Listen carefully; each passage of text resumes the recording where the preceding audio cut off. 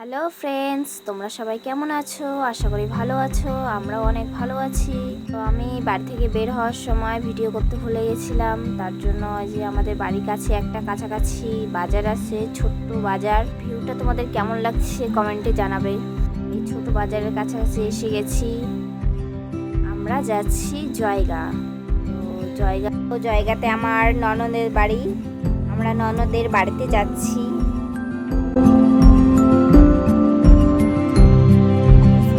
আমরা এখন ফরেস্টের ভিতরে যাব। একটু রেস্ট নিচ্ছিলাম খাওয়ার জন্য আর দেখছিলাম কত ওই যে আমার পিছনে মন্দিরটা দেখছো, মন্দিরটা পাশ দিয়ে ফরেস্ট যাওয়ার রাস্তাটা ওইটা 45 মিনিট লাগবে। তার জন্য আমরা কিছু খাই নিচ্ছি। দেখো আমার জন্য লাস্সি আর লেস নিয়ে আসছে, ওইটা আমরা খেয়ে এখন যাব।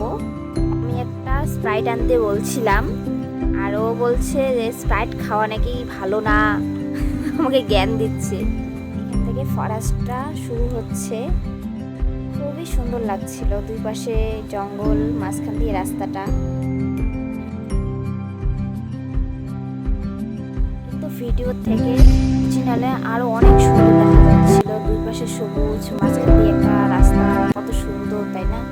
এখানে আমরা একটু দাঁড়াইছিলাম, কিছু ফটো উঠবো, ওই জন্য একটু দাঁড়াইছি। এত সুন্দর লাগছিল না জায়গাটা, খুব সুন্দর। খুব এখানে ভয়ও লাগছিল যে বাঘ ঠাক যদি চলে আসে। ঘন জঙ্গল, দেখলেই ভয় লাগে। তো আমরা এখানে বেশিক্ষণ দাঁড়াবো না, চলো আমরা যাই। আমি এখানে চিল্লাচ্ছিলাম যে চলো জয়গা যাই। আশেপাশে তো লোক নাই আর কোনো গাড়িও যাচ্ছে না অতটা, মানে খুব ভাল লাগছিল।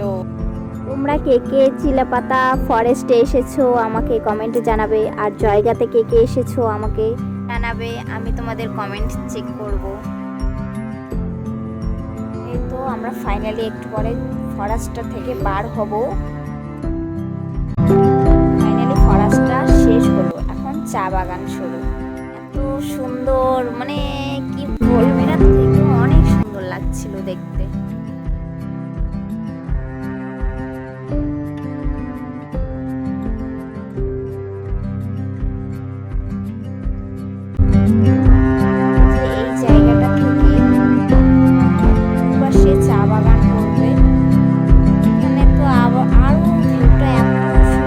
ছিল দুই পাশে চা বাগান। চা বাগান কার ভালো লাগে না বলো তো? চা বাগান দেখলে তো মনটা একদম